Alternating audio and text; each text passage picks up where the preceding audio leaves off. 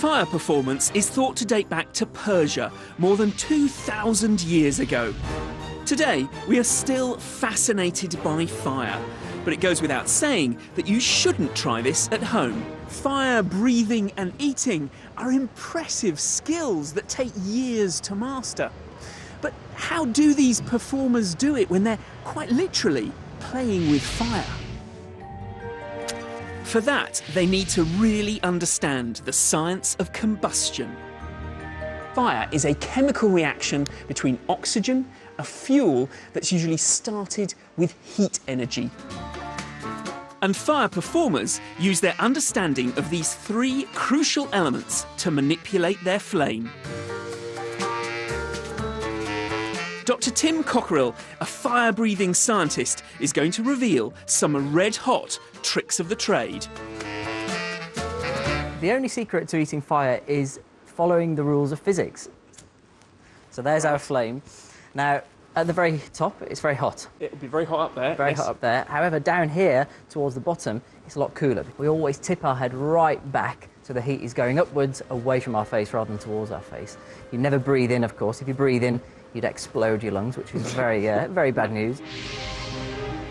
Air is a poor conductor of heat, and so Tim has a few seconds to hold the base of the flame in his mouth before it can burn him.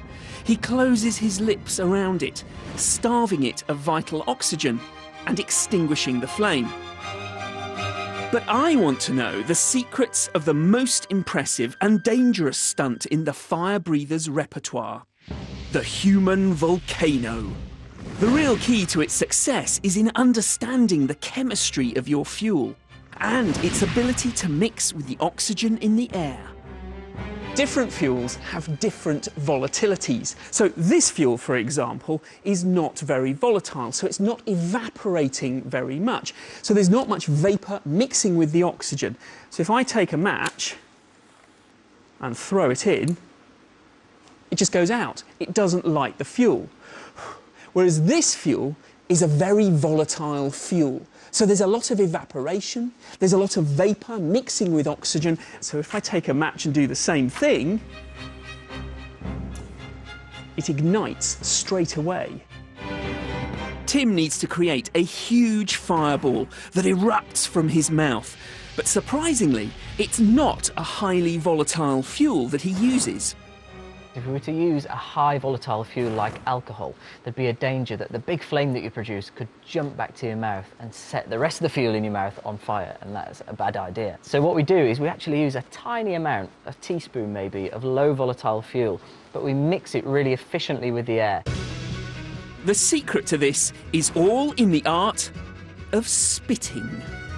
You have to practice first of all with water. And Okay. you spit the water into a fine vapour. It's how all fire breathers start off.